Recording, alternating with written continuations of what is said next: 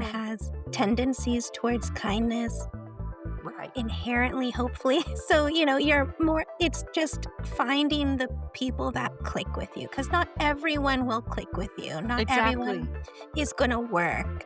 Everyone is not for everyone, right? And Exactly. And not so, a, and that's a fact. And so we don't need to take that personally and just see mhm, that, just like not everybody's our cup of tea. yeah, We're not everybody's cup of tea. And it doesn't say mhm, anything less about us. Sometimes we got to tell yeah, our pride, I think, to stand down. yeah, You're fine. You're fine. exactly.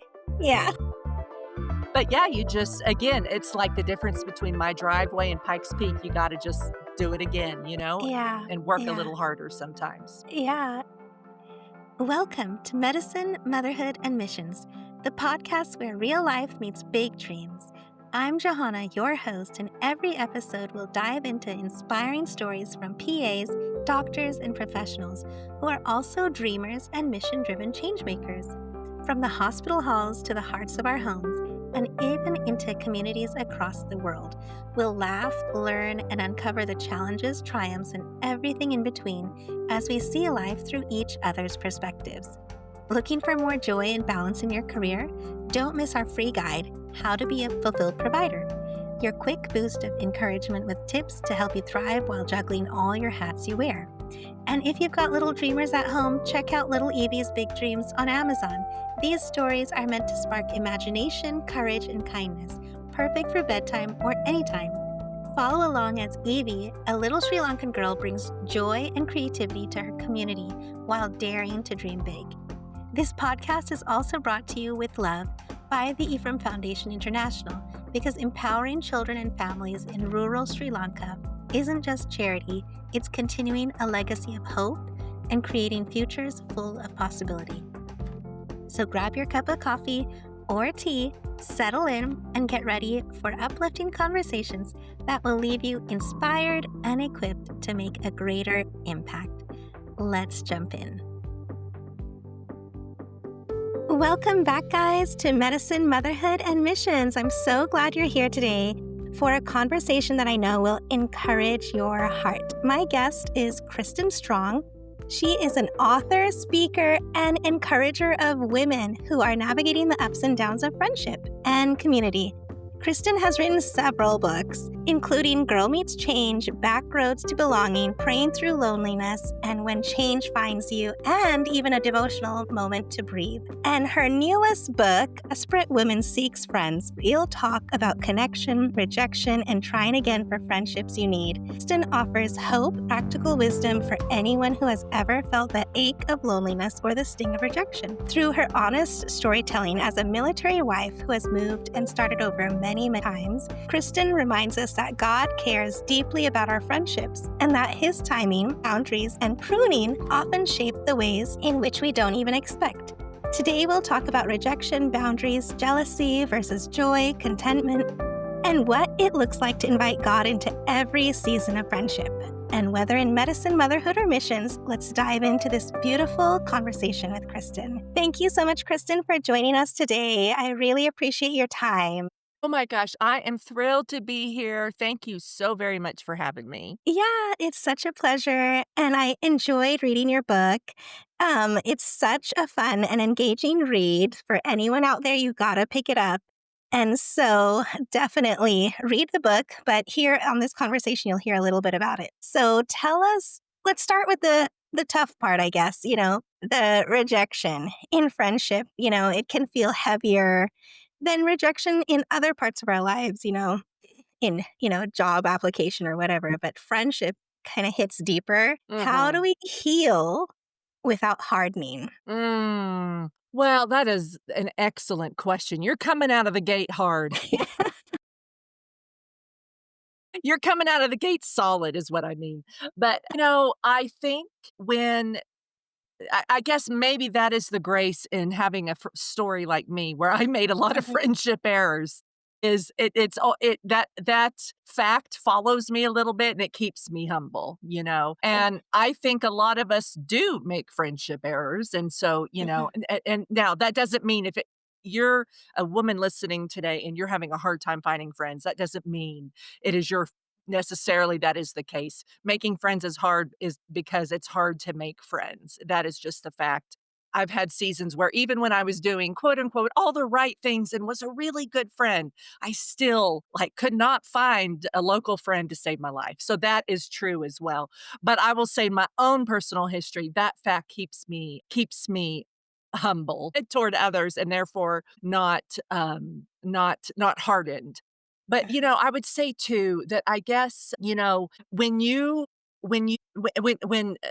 I've lived long enough. I'm 51. I am older than you, but I have lived long enough to see that when I start to have a root of bitterness grow in me because somebody's done me wrong, and I have, make no mistake, I've had friends straight up do me wrong before. That when I allow myself to really dwell on that, that root of bitterness grows, and that then starts to make me a worse friend to others. Like it affects me more than it's affecting the other person. So just having experienced that also in my past, where I probably didn't kind of, I had a short-term memory in terms of my own failings and therefore did not kind of keep that humble spirit. But when I've allowed, when I've dwelled too much on something, I've seen how, oh, Kristen, this ain't a good look on you because you are starting to then carry kind of a victim mentality with you. Mhm.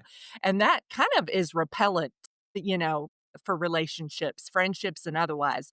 So, I guess those are some things that come to mind on that too. Yeah, you mentioned, things that, you don't wanna have that root of bitterness, which is so important, like holding on Right. to grudges, because that leaves us um, more sick, so to speak, like, Right. when you think medically, you're making yourself more sick, whether emotionally Right. or spiritually, rather than if you just forgive and forget. And then the victim mentality that you mentioned, can you expound on that a little bit more? How you Yeah. might, So the victim mentality is kind of like, I mean, I get, gosh, you know what? I don't know that I could give a dictionary definition of it, but it's basically kind of you're fallen prey to this idea that you have it harder than everyone else. Your circumstance, you're just kind of a victim of your circumstances. And, well, I just can't do anything. I have no agency. I guess that's my main thing with victim mentality is almost giving away your agency. Now, listen, there are real victims in the world. I am not yeah, saying that. that's And there true. are things, especially, I think of things young children go through where they are Mhm, powerless and, mhm, but, some of the, I think about the story of Harry Potter. Harry Potter and Voldemort had very similar childhoods, but they, in their adulthood, reacted very differently out of those similar upbringings. And, mhm. I believe one had the victim mentality, one did not. And so Yeah. it's kind of just that idea of, you know what, it may be really hard to make friends here. Mhm, I live in Colorado Springs, Colorado, and it's beautiful, but it's also real transient. A lot of military bases here, a mhm. lot of nonprofits where people are moving in and out. It's hard to make friends here also because there's a large contingency of people where they already have their people, they have their friend capacity and they're not really open to new people. I have my own thoughts on that mentality as well, but to Yeah. stay with the question Yeah, is yeah. We'll get to that one later. we can get to that one later. But if I were to know that and go, well, I'm just not making friends here because it's just real hard. Everybody has their people. It's also winter, last 8 months here. I live out in the country. I don't have a lot of Mhm, neighbors. So, oh, well, that's just the way it is. No, I have agency. mhm. It may be harder to make friends, but it is not impossible. It's kind of the difference between, the effort I have to put into climbing up the hill that is my, street versus climbing Pikes Peak. One requires a lot Right. more energy than the other. And there are some seasons or some, environments, communities, or just, maybe you've been through something, you've left your church. And so then you suddenly feel friendless. And so you're trying to find your way after that.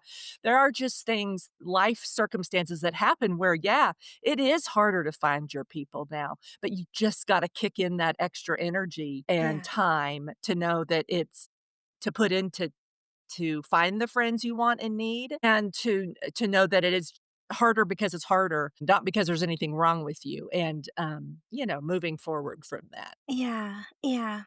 I think that's, very true. It's like we have control over certain things in our life, and one of that is, whatever that is in our life, we can make efforts to change and do and take actionable steps. But if we're not willing to and giving up that power to others and others' Yes. opinions, then that, is a negative effect on ourselves. And then that creates that downward spiral.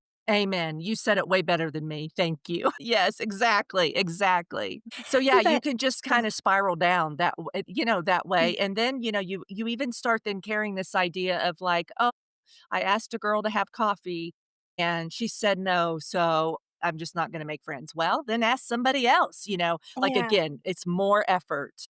yeah. But, which is not fun, I agree, it's Mhm. not like, you're like, "Well, it just seems so easy for everybody else."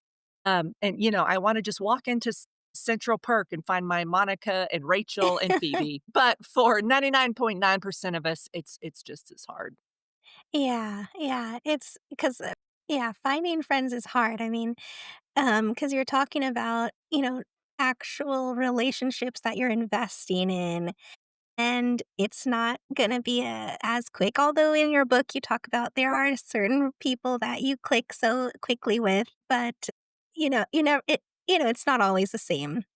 Right. Yeah, and how have you No, experienced? that's the Yeah, exception rather than the rule. yeah, yeah. Yeah, that's the exception rather than the rule, I think, when it happens quickly. Yeah. Yeah. And how have you experienced God turning rejection into redirection or protection in your life? I think you Mm. also even discussed a little bit about your daughter and what she had to go through too, right? Yes, I have a whole chapter in there that is about her high school friendship experience, so, with her permission, I Yeah. was able to include that, but basically, her high school years and we've all had we can all, Hmm. think of a time where it's similar, whether you're in high school or out, because Uh-huh. mean girl activity is not just in high school. It's before that and after that. But Yeah. anyway, she had a really basically, I just say it was a bunch of Hmm. crap, a bunch of Yeah. fertilizer. Yeah. She Yeah. had friends that had kinda come up with middle school with her, and, she thought they'd kinda build on their friendship, but, they might, be real sweet to her and then completely ghost her, or they'd say, "Oh, yeah, on a Monday, let's get together on Friday," and then Friday morning, they'd cancel, and so when she would start to turn her attention to new people, then they'd accuse her of thinking she was better than them, and, it's just ridiculous. Now could it have been worse? It absolutely could have. I know of high school girls who deal with criminal behavior, this business Hmm. of,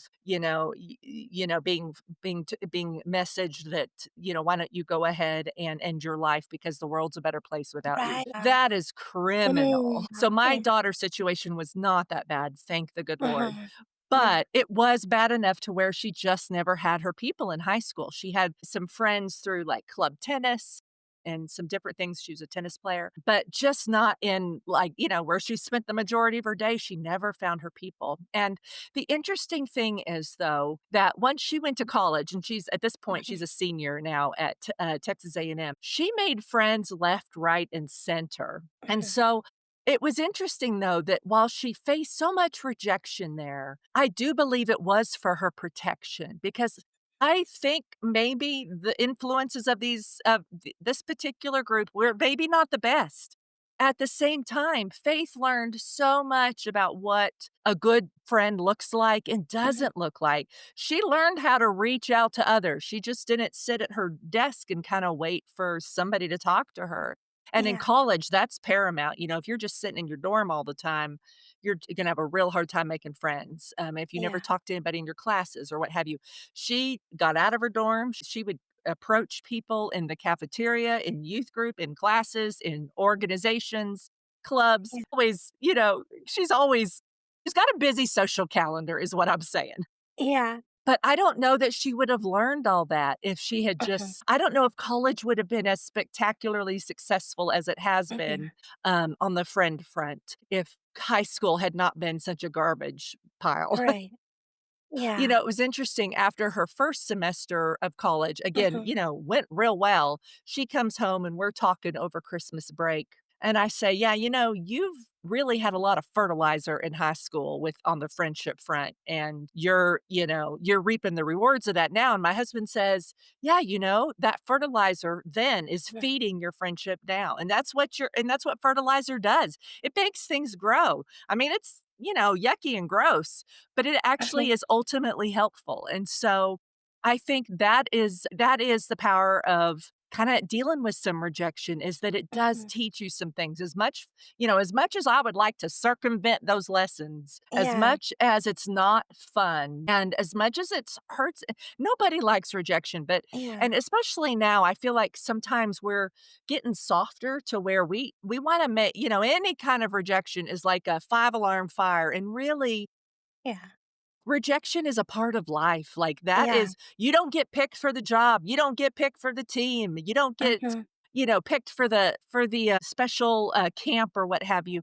Right. That's just a part of life, and we cannot just be so devastated by it that Mhm. we can't move on. And so, yeah, my friend Selena has said many times to me, rejection is God's protection against what's not in your best interest, and I think that Yes. applies on so many fronts, Mhm. especially on the friend front, because you know what? Somebody, I don't know who said this originally, but God, he sees things you don't, he hears conversations you don't. If he takes a friend out of your life for reasons you Mhm. can't even fathom why, and why this was good, or you thought things were one way and they're another Mhm. way, then it is some way, somehow, for your protection, and you just have to trust that. Yeah, and I love that, and it's a good reminder because, for our protection, but also that resilience factor that we Mhm. learn as we go through hardships in life, and I know this is kind of silly, but, you're right that, not technically mean girls, but, just like that not friendliness can happen Right. younger or older. Okay, my daughter's, like, 5, and Mhm. she was in Montessori, and she's such a friendly girl, very outgoing, and she always goes up and, "Can I play with you?" And I happened to be at one of the events, and, this she's only 5. She's Right, a little going one. up to all these little girls playing, and she's like, "Can I play with you all?" And they're like, "No, we already have all our people that we need to." I'm like, "They're only 4 and 5 years old, and it's already No! starting." No, no! I'd be like, "Where I'm gonna need a mother to talk to." And so I'm like, "Yeah," but you know what? She faced that a lot last year, even at that young age. I felt so sorry for her as a mom, Oh, of you know? course, your heart breaks. You're like, "My child is darling. Why would you not I want to play with her?" but she's super friendly and she's super resilient. She just learned to, like, play and meet other friends just like your daughter. Yes. If someone says no, she'll just go find somebody else, and so now it's starting younger, but that's That's that. I mean, in one hand, like, they're little, they're and the Yeah. honesty is It's like, they're as honesty honest is like, as yeah.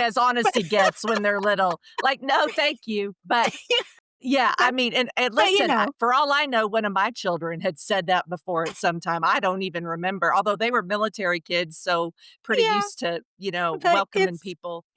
but it's kind of like just that's a silly example because it's like, kids are kids, preschool, who knows?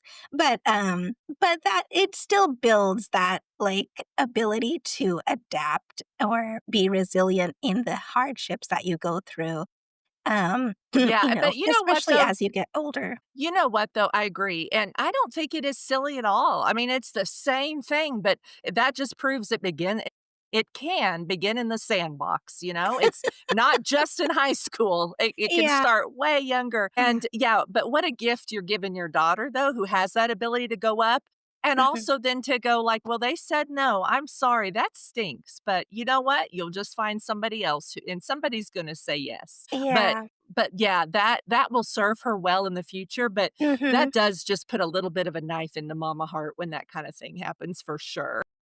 Yeah. I know, and so it's interesting though, but how did you pray through, the loneliness and, through your own rejections that you faced or your daughter's? How did you pray through those Mm. things and expecting God's timing and then shifting your mindset and actions. And I think we talked a little bit about that, but do you have any Right. specifics? Oh, goodness. I am a pretty specific prayer. So, Mhm. even in my planner, I don't know where my plan oh, it's right here. What am I saying? I'm looking right at it. In my planner for Mhm. every week I have like a scripture and then like prayers at the bottom and then a gratitude list. So, Mhm. like but I will just pray very specifically, Mhm. not just, "Lord, bring me friends," or "Lord, Mm. bring faith friends." And listen, there's no right or wrong way to pray. I'm not saying that at all. I'm Yeah. just saying that I think there is something there I mean, when you pray, you are partnering with God to make your heart, your will in line with His. So bringing those specifics just out loud from the inside of you out loud, I just think it's beneficial and to that end. And so I would pray, Lord, please bring Faith a friend, but also more than that, Lord, form a heart in her that is a good friend to others. So, the other thing is when you are a believer, you believe that, in Jesus Christ, he's our friend that Mhm. never fails us. Jesus knows what it is to be betrayed and hurt by friends Yeah. and he still loved his friends kindly anyway. But Jesus also, because he knows what it is to be hurt and betrayed by friends, and still loved his friends well, we know that is his wish for us as well. So Mm. whatever we've been through, or even if it's just a lonely season because we moved and we're starting over, Yeah. there's not been a big dramatic thing. We know that because Jesus had friends, it's God's will for us to have friends. So I just always Yeah. kept that at the heart of my prayer. I would pray, Lord, give Faith a heart to really rely on you during this time. That was another benefit in Mhm. her high school years. She really, I think her faith in the Lord Yeah. grew because she saw him who knew exactly what it felt like to be her. He Yeah. walked with her and, got her through that season and carried her through it. And so I just remember that. I just always think of that with my prayers like, Lord, this is your will. Like, you want me to have friends. Open my eyes today to somebody whom maybe just I see at the grocery store and help me strike up a conversation. And not every one of those conversations leads to your bestie, of course. Yeah. But I'll tell you what, when you're kind of practicing like that, of just making that the first move towards somebody else, Mm. something is going to click at some point. Yeah. I think it helps too if you're doing that in places where you are repeatedly. If you're a churchgoer, so, churches every Sunday and then often during Yeah. the week as well. So that puts you in repeated contact with the same people. What else do you like to do? Mhm. Of course, you can have this with your job too. But Mhm. what where could you pray for God to open your eyes to the woman at the exercise class you're going to regularly Mm. and just see what happens? But nobody is ever offended by. I Yeah. think they're flattered by somebody who's like, hey, I see you here a lot. You seem like a cool gal. Would you be interested in coffee sometime in the Yeah. next month? And just see what happens. Now, of course, you can have somebody say no still. That's Right. not just at the 5-year-old level. But you know what? That's the exception more than the rule at that, I Yeah. think. And so Yeah. I Yeah. think, And I so keeping that in mind with your prayers is kind of what I do.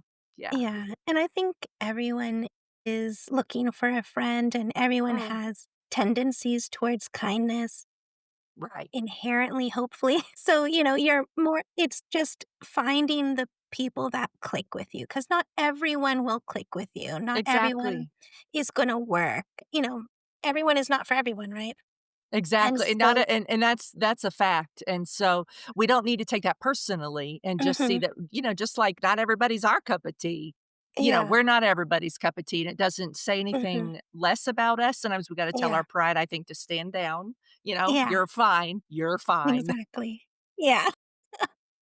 But yeah, you just again, it's like the difference between my driveway and Pikes Peak, you gotta just do it again, Yeah. and work a Yeah. little harder sometimes. Yeah, especially since, you were in the military, moving all over the place, and you talked about, at times friendships felt scarce, in different time periods, and Mhm. especially in motherhood as a young mom, trying to find, people, um, or, in the moving seasons, and As a young mom myself, it is so hard, because you can find friends, you can find people, but when we're in connection at the time period, you're just like, 1 second, 1 word every 10 minutes, because you're always doing so Yes. many things. So your friendships are Yes. there, but they may not feel as meaningful or as productive sometimes in some of those seasons that you're going Right. through. Uh, Right. and I think we just have to kind of reframe our mind also that, there are seasons for things too, right? And I it's not a 100%. punishment. I 100% agree. Yeah, I've had seasons where, when your kids are in activities and you're just kinda like, "Oh, my address is the minivan," you know? Yeah. I remember I felt like the only people I socialized with lived in my house, and that was just a specific season, and I knew it wouldn't Mhm. last forever. But I also think there's things you can do too. I mean, listen, we're all so very busy.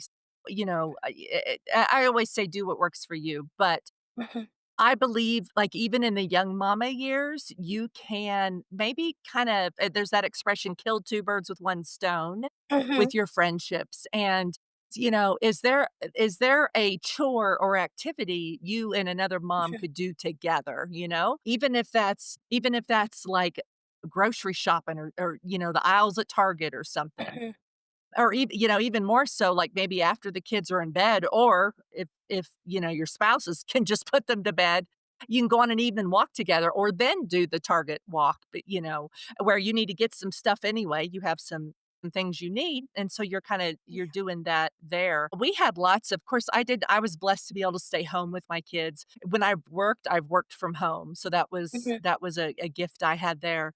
But, I lived in one place where it was a lot of young families, and so we would just, after nap time, we'd go outside and the kids would Yeah. play in the cul-de-sac together till, we had to go in to get ready for dinner. But Right, so I right. I guess, that's is there an exercise class you wanna do where the kids are in childcare together or something while the kids are at school? Or, I know I talked with, Jody Burt. I don't know if you have heard of her. She has a great ministry to mamas. But she talks about how they had a pool of friends, and one would babysit all the kids, so all the others could go out at one specific time, and then they'd rotate, who did the Oh, wow. babysitting. Yeah. So, kind of things like that. I think Yeah. there are creative ways to figure out how to get your friend time in, but yeah, I Mhm. mean, definitely there it's like kind of like, molasses in January, I feel like. A Yeah. conversation just stretches and stretches because, "Oh, I need juice. I need to go to the bathroom. Oh, I fell down." Like, it's, 47 interruptions, and I Yeah. remember that well, where, you're kinda lucky just to get 3 sentences in, over the hour. But so, Yeah. like you said, that is a season. It doesn't last forever. I'm now an Mhm. empty nester, so my babies are all out and about, and so it's true, all the little old ladies are right, like, the years do just fly by as much as the days drag on. Yeah. But yeah, it will. I think there's something just as you're able, even if Mhm. it's once a month, is there a friend Yeah. you can get together with? It doesn't have to be frequently, Mhm. give yourself grace on all that, but I do I mean, it's not good for man to be alone. The Yeah. Bible is, that's like on page 2 or 3. So, there's Yeah. that's if God says that, and again, if Jesus had friends and he was a perfect divine Mhm. human, it's Mhm. probably a good idea for you and I to have them as well. Yeah, and it's interesting that you bring that up again because being in the military, moving a lot, and I mean, my parents were not in the military, but we Mm, moved a lot mm. for jobs and ministry, things like that, even cross international borders, Oh, different yeah. countries. And I know when you live, moving frequently, you do become adaptable, you do become flexible as kids. And I'm sure your kids probably feel the same way Mhm. being able to, be a part of different communities. Mhm, mhm. But sometimes do you feel like the depth and breadth of each friendship is lacking? Or have you ever experienced that with Mm, being from a constantly on the move family? yes. It's interesting. I would say by and large, I did not find that to be true. Mhm. And I don't know now, certainly I met friends along the way that did not become my, like that I no longer Mhm. stay in contact with. We were friends for that season that we were, Right. ran into each other real regularly. But once I left and we no longer were running into each other, we did not Right. stay in contact. And that's just the way the chips fell there. Right. They really blessed me for a time, but they don't, Mhm. they're not really part of my life now. But there were a lot of friendships where or at least several, I can say. I don't know if there were like Mhm. a ton. It was just, more than if more probably I mean, I don't even know how to give it an exact number, but, Mhm. more than a few that really did stand that test of time, and we do still stay in contact. Now it's mostly Mhm. on social media, but then when we, Mhm. do get back together, when that Yeah. happens, it can be once every 10 years. We kinda Mhm. pick back up like we just saw Yeah. each other the day before, and so that's Right. I think that's a real gift when you can find Yeah. those kinds of friends. My Mhm. friend Julianne that I talk about in the book, she and I are that Mhm. way. We Yeah. see each other, I mean, it's, probably, gosh, I don't know. I mean, if I were to put it out, it's probably once every 5 years or so. And Yeah. it's just, we just pick right back up and have so much fun talking about where we are now and, olden days us from Yeah. the Yeah. 90s when we met. But Yeah. yeah, so I think that's the interesting thing about friendship is, there's just so many types of friendship out there, and they can be a blessing for just a season, and they just don't. Doesn't stick. It just doesn't stick beyond that either because of one person or both people. You need kind of two yeses to Yeah. make that friendship stick. Yeah. Yeah. One no, and it's not going to stick. But Mhm. then there's been some that really have stood the test of time. Yeah. Speaking of Julianne, I wanted to go into boundaries and space Yes. and Yes. grace. And like in medicine, life is often, busy and emotionally heavy. And then motherhood, feels so overwhelming. How do we create space for friendships without guilt? First of all, first question. Mm. So, how do we create space for friendships without the guilt? Because Yeah. we know the Yeah. busyness of everything. Well, I'll tell you, being able to chat no matter how infrequently with a friend Mhm. made me and makes me a better mama Uh-huh. because there's something about just being able to share your like, "Oh my gosh, my son left his pull up on the floor and I stepped on it," and hearing them go, "Oh my gosh, that happened to me last week," or, just to kind of be able to laugh about it when in the moment it's like infuriating a little bit. Mhm. That just, you leave that with your pants feeling better. And let alone, I mean, as they say, bigger kids, bigger problems, Uh, there's, often bigger consequences to their mhm. choices and whatnot. And, you need friends to process that kind of stuff too. Mhm. And I think then say, whether it's the little years or when they're young adults, Mhm. it's really when you have the friendships because also, if you're just kinda throwing all that at your spouse or one Mhm. person, your mama or your sister, I mean, that can be a lot, and that may be, my personality speaking. Because as you talked about with Julianne, I kinda Mhm. overwhelmed her Mhm. because I'd finally made a friend, and I felt like, "Check, done." And then I Yeah. just, asked her to do 47 things a week with me, and as a medical resident, she didn't have time for 47 things. So anyway, not that anybody would have time for 47 things, but, she especially didn't. But but yeah, I would say that you know, it keeps you healthier because you are processing things with folks, and then therefore you are kinda coming to your family as a lighter, healthier person. Yeah. That's I like that perspective because sometimes we feel like, well, we have our husbands or moms Right. or, other people in our family that we just dump everything on them and have all that expectation. I think you talked about that in the book, the expectations that we have for different people. And that can be too much. And that's where Yeah. the problem lies, right? Is the expectations we have on other people and not understanding their situations or, Mhm. giving them Mhm. that space to Right. Yeah, just having that self-awareness to know, to kinda read the room, as it were, or read the person to a certain degree, and just yeah, and I think too, the healthier you become as a person, the less you're inclined to do that. And I was like 22, 23 when all that was happening, and just real insecure, and I had grown up, just for context, I had grown up on O'Neill Lane in Osage County, Oklahoma. My last name was O'Neill. Everybody's last name on O'Neill Lane was O'Neill. So I grew up with family familiarity. I went to Oklahoma State, only an hour away, with several high school friends. And then I Yeah. I did make some new friends in college, but that's where I met David. He was Mhm. commissioning into the United States Air Force, so then we decided to go ahead and get married after my junior year. We switch regions of the country. We moved to Ohio, where I complete college, we get there, and then he's basically gone for all kinds of Right. trips. And Yeah. the reason I mean, there's lots of reasons as to why I was so needy, but, a part of that puzzle was that because I had never had to make friends before, I didn't know how to make friends. Plus, I've talked like, Blake Shelton in a land where people did not. And so, even, like, I'd say, "Oh, I went to OSU," and they're like, "Oh, Ohio State." And I was like, Right? "No, Oklahoma State, actually." And they're like, Right. "Oklahoma State." So it was very, it was just very different, and I didn't know how to make friends. So when I met Julianne and we made a friendship, especially since it's a neat story in the book how we became Uh-huh. friends. Like, it's a real Yeah, crazy it thing. is. It's really Um, amazing. but I just overwhelmed her and put expectation Mhm. upon expectation on her.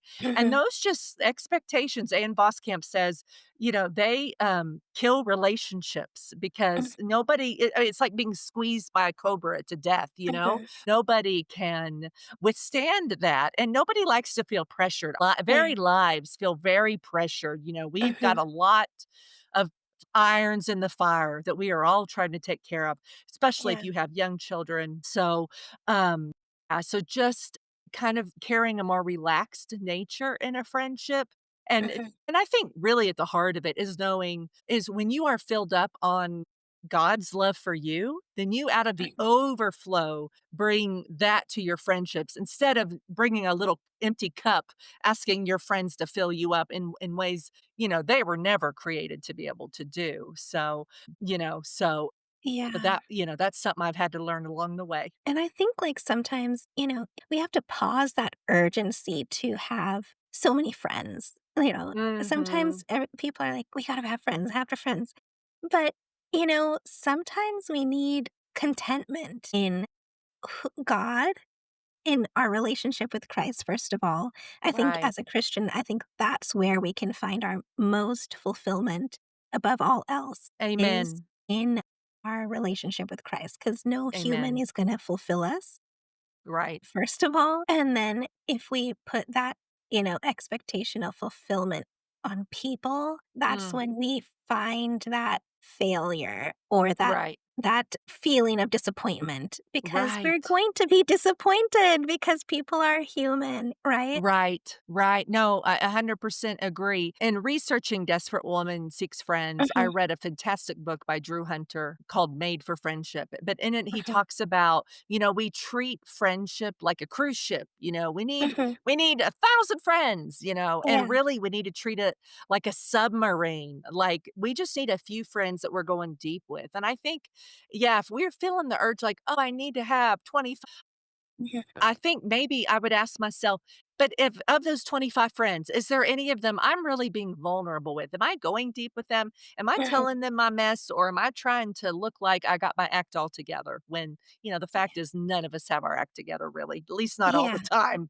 And so, that I think is an important thing to remember is, Mhm, I do think we need more than one friend. Again, to the point we were talking about mhm, earlier, we don't want to overwhelm one friend.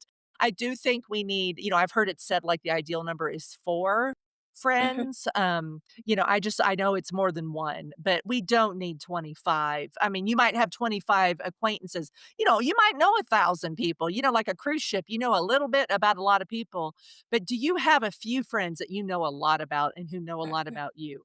That, I think, Yeah. is where that feeling of fulfillment in friendship really can come from. Yeah, and there's friends that our different aspects of our life too, right? As you were Yes. saying, and just skipping ahead a little bit to that intergenerational friendships that, Yes.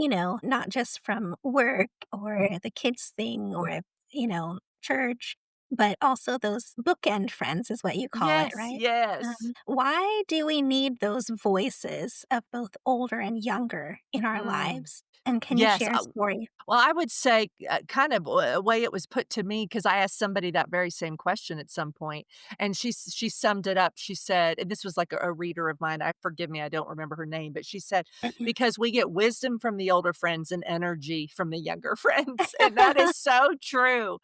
There's an energy and a vitality to my friends that are younger than me, Mhm, and there's a way that I can encourage them that they're not gonna get from mhm, their same age peers because I am older than them. I'm further down the line of life than them. mhm. Same way I need that from my people ahead of me. They're like shade Yeah. trees. My friends Mhm, that are older than me, especially I mean, honestly, whether they're 5, 10, or 35 years older than me, they mhm, are like shade trees that just kind of affirm for me that, you know what? Whatever you're going through right now that's hard, it won't be that mhm. way forever. You're going to make it out Yeah. of it and this will be better. They just help me see kind of the advantage or the bright spots that when Mhm. life feels real heavy and hard, Yeah. and just model like how to come through on the other side of that, how to walk through Yeah, that. And so, yeah, so I think both sides just, they provide their own unique gifts. for sure. Yeah, because sometimes we can just stay in our own little bubbles and just Correct. only our own spaces, and that's kinda why this whole podcast is to hear the journeys and stories of others so Mm, that we can expand our perspectives, and that's how mm, we expand our perspectives and our understanding of others is when we meet other people, not always, as you say, we're not gonna go submarine deep with everybody, right. but the more we meet, the more we gain understanding of other people and Mhm. other spaces. Yeah. Just like, Yeah. because you talk about that in the book too, because and this is, I think we were going to say, we're going to talk about it a little later, about not wanting to limit, not meeting anybody else and saying, I have my circle. That's it. I'm done. This is my life forever. Yes. Right? Yes. And Yeah, that's I not know, healthy been there, either. got the T-shirt. So so, yeah, and Right. listen, as one who has now lived 15 years in Colorado Springs, I get the tendency to do that because I do have a good set of friends. I Hmm. do get the tendency of like, "You know what? On Sunday mornings, I could go sit with my real good friend who I really wanna talk to and find out how her family's doing, or I could go Uh-huh. welcome that new people." And I've made both choices, I don't Uh-huh. always aim for Right. the new people, but I Yeah. do try to be always aware of the new people and Right. more than in those circumstances like that, because I can have coffee with her whenever, then we can just deep dive. Mhm. I really Yeah. do try to at least get, I might still talk with her Sunday morning, but I'm going to Mhm. at least get a little welcoming conversation in with, that new person over there. Cause I just know how far that can go to to have that girl label the day a good one or a bad one, Yeah. and there's nothing like showing up at church that's, full of its own cliques and you're like, well, great. I'm only here a year, but I got to make friends. And will Right. I even make any in that time? So Yeah. that's Mhm. really hard. Yeah. But yeah, I just encourage people, I have a good friend of mine here. Her name's Jen Brown. And Mhm. we actually met in Albuquerque way back when. We played Bunko together there, which is like Oh a my little goodness. game. Uh-huh.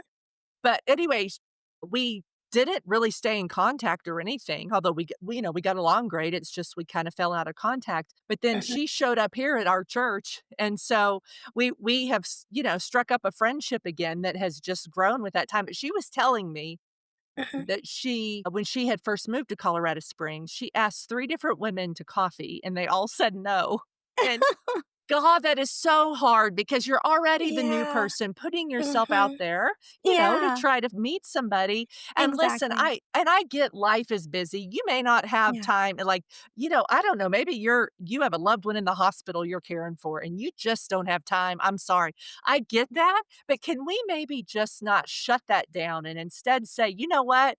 I don't have time in the next 3 months, but I think I will 4 months from now. What's a Mhm. date you have available? And just get a date on the calendar. It doesn't have to be Yeah. tomorrow, you know? Mhm. It can be on down the road, but I just encourage people because the thing is the Lord is always doing a new thing. Mhm. Yes, we only have limited bandwidth. We cannot be friends with everybody we run around with. I get that. Yeah. But perhaps this is a friend God wants in your life because he knows what a blessing she'll be to you. Mhm. And if you just kind of shut that down from the get go, you're Mhm. missing out on something that's a real blessing for you. So that's just, I really just kind of and am a firm believer that you're never done finding your friends. It's not a Mhm. box you check, it's kind of a road you're traveling.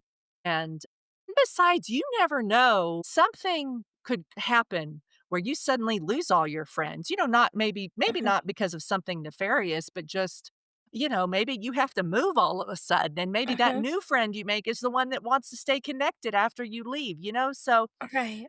there's just all kinds of reasons not to have that kind of mentality. Yeah. Yeah. Exactly. And I think like just being able to share kindness or welcoming to another person is a way to be that person that you needed way back then, and Right, right, you may not be this consistent person, as you said, in their lives, but at least right. it'll make them more comfortable wherever they are. And so, Exactly. There's great value in being yeah. friendly? Mhm. Yeah. Like, Yeah. I in fact, I put up an Instagram story yesterday, or as a post, a reel, I guess it technically was. Mhm. A good friend of mine who's not from Colorado, she was telling me the story about how she was on her way out to a barbecue that Mhm. her child's school holds to welcome the new kids. Well, she Mhm. had ran into a friend whose daughter's in the same class, and she'd said, Mhm. "Hey, I guess I'll see you at the barbecue later." And the friend said, "Oh, no, I'm not going. I already have my friends." And my friend was like, "Well, but it's, and she and I, as we were talking, but it's not about you. The goal of that was to welcome the new people. That doesn't Right. mean you're offering to Mhm. donate a kidney or something. Like, Yeah. it's simply to welcome because that can go so far. So I think when we and again, there's a lot of reasons that maybe you Mhm. couldn't make an event like that. Schedule wise, you have conflicts, you're getting over something, or you're just exhausted. I get all those. There's good Mhm. reasons not to go, but because you already have friends is not one of them. So, Yeah. and again, because like just extending the hand of friendship, Mhm. in a small way can make big inroads for somebody else to feel, Yeah. more at home in a new place. Yeah. And I think like one thing that like always stuck with me when I was doing clinical rotations, I was rotating with a general surgeon, and in the professional environment, just being friendly is so important. And he Mm, was in the elevator. We were on our way to some other floor of the hospital, and he was just greeting and talking to someone who was, bringing the trash can or something. And so he turned afterwards, he turned and he was like looking, told me, he's like, always smile and be friendly and just say hello to everyone you meet, mhm, when you're walking down the hallway or whatever. Just be friendly and, just greet them, mhm. It's because, Yes. just being friendly, even in, that simple thing is kind of something not a lot of people do in general sometimes too. Just that simple thing of being Yes. friendly. I would yes, because in the medical world, it's fast, and y'all are going, Mhm. going, going, and it's always and I would imagine y'all are kind of mulling over the appointment you just had or certainly if it's surgery, what you're about to do. So, yeah, like, for him to be conscious of that and to, Mhm. encourage that, I think is really special Yeah, because you could easily say like, "Well, I have too many important things to go on to worry about whether I'm smiling or not?" So I yeah, think and to that's anybody, great. and yeah, and to, like, anybody no matter who they are, to show Yeah. that humility in being Yes. able to be like, "Hey, how's your day going? I care enough to stop and say hello to you." Yes. That makes such a difference to everybody, and I think, we're talking about friendship, but also that friendliness in life Yes. is so important. Yes, because people are Yeah. certainly in a hospital, but outside of a Mhm. hospital, Mhm. people are carrying a lot and, Yeah. they're nervous, they're scared, they're weighed down, and so I think just those little Yeah. micro gestures like that, God, I mean, they can just turn somebody's whole day around, Yeah. and Yeah. yeah, I totally agree with you. Yeah. And just one more thing about, because it's an important thing too, is sharing that joy versus jealousy in Mm, friendships. And, how do we celebrate others thriving in our friendships, without slipping into that comparison mm. and that envy? Mhm. Yeah, for real. Well, I think the one thing that has gone the longest way for me to be able to authentically celebrate that, celebrate women who, some dreams of theirs have been realized that I'd like to have realized but have not been realized, is honestly to just first of all know that, when somebody else is blessed with something, it's not like that the Lord is, taking from you to give to them. Yeah. His pool is big enough where we all Yeah. have his best in mind for each one of us. And so somebody else's success, God is big enough to make that person successful and to make me Mhm. successful in the way that's best for me as well. So I Yeah. think remembering that too, and just trusting that God is always in the business of working behind the scenes for our best, behind the Mhm. scenes and on stage, you know, for our best interest. He's not playing favorites. Mhm. He loves us all and he has us all the best for all of us in mind. And I think that there is something to be said too for, when I am cheering on for somebody else, Yeah. I feel my spirit lifted too, especially if I've been praying for something for a friend and Mhm. that prayer is answered in the way that friend hoped. Like Yeah. that buoys my faith up too. And Mhm. whereas if I'd had a spirit um of jealousy over it, that Mhm. I would have been robbed from that. Now, by the same token, you can be praying for a friend and the answer is not what we hoped and prayed for, but then you still bring value to that relationship because there's that you kind of double the joys, but you divide the sorrows as well. That's what friendship does as well. And, Yeah. I mean, I don't know. The last 5 years or so, we had some different things going on that I think if I didn't have the Lord working through my friends and through their Mhm. prayers, their presence, their participation in my life, I don't know that I would have made it through. Mhm. At least not while, not standing up. And that's not to Yeah. say I know, at the end of the day, Jesus is all we need. But Mhm. the way he works through people is how he, Yeah. comes and walks alongside with us. And so, Mhm. it's just invaluable, really. Yeah. Yeah. When we can share in our burdens, but also Yes. pray and praise when we're Yes. all joyful.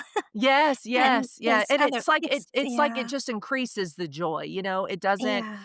when you see that and see that, there's when you're happy for somebody else, that Mhm. doesn't have to that just doesn't take away from anything you're experiencing or anything the Lord is in the Mhm. future gonna give to you. There's just great freedom in that, and walking in that, Mhm. you just stand a little taller. It's just better and healthier, and again, I think the healthier you Yeah. are, kind of, Mhm. that's a good thing to look at to see how healthy you are maybe, and if not, then, Yeah. it's a great thing to talk to somebody about, Mhm.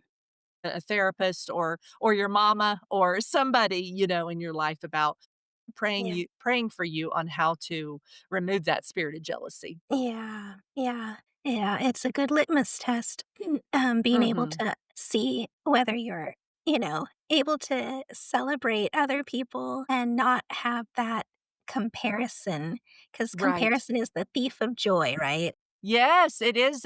I've heard it said that it either makes you feel superior or small, Mhm. and, it's neither one, we're all here but by the grace of God, and Exactly. and I Yeah. think just remembering that and, like we've all got a lot in our life that, we don't deserve, but we have Mhm. because of God's grace. And so I Yeah. think remembering that too helps you kind of Yeah. keep that spirit of comparison from Yeah. And rearing just its kind of, ugly yeah. head. Yeah. Yeah, and just kind of, like, thinking, like, what is the purpose that we're placed here on earth for? Right. Everyone has a unique purpose, but I think ultimately, if you're a Christian, a faith-filled person, that purpose is, ultimately doing something that's worthy of the Lord, right? And if you have Correct. that perspective in life, then that changes your understanding with other people too Yes. sometimes. Correct. Absolutely. I couldn't have said it better. But thank you so much, Kristen, for this conversation on friendship, and I really enjoyed it. Thank you so much Oh my for gosh. joining me today. You were a delight and a great interviewer, and I just thank you so much for welcoming me into your online home. Yeah, and I know a lot of people will enjoy this episode because it's one that we all have friends, we all have difficulties with friends, and we all Yeah. have things to learn. Yeah. But Yeah.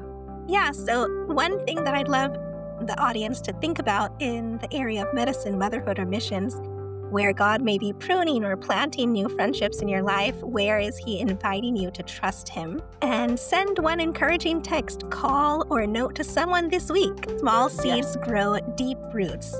Since we're talking about friendships, may as well just get that done now. Amen. Say it again.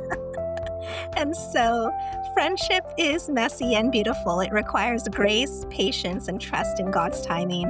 What an encouraging and refreshing conversation with Kristen Strong. I love how she reminded us that rejection doesn't have to define us. Pruning seasons can actually protect us, and true contentment comes when we trust God with our friendships. Kristen's new book, Desperate Woman Seeks Friends, is filled with practical guidance and biblical encouragement if you're looking and longing for deeper, healthier connections. I highly recommend grabbing a copy. You'll find it both comforting and empowering, and hilarious to read. Remember, whether you're in a season of medicine, motherhood, or missions, God is faithful to provide the right people in your life at the right time. Until then, let's give ourselves grace, pause the urgency, and trust Him with the process. Thank you so much for listening. As always, my prayer for you is to leave you with renewed courage, to spark hope in your own journey and the lives around you. Thank you so much. Thank you for joining us in this episode of Medicine, Motherhood, and Missions. We hope you found inspiration, insight, and a sense of connection in the stories we shared today. If you enjoyed today's episode, be sure to subscribe and leave us a review. Your feedback helps us reach more listeners like you.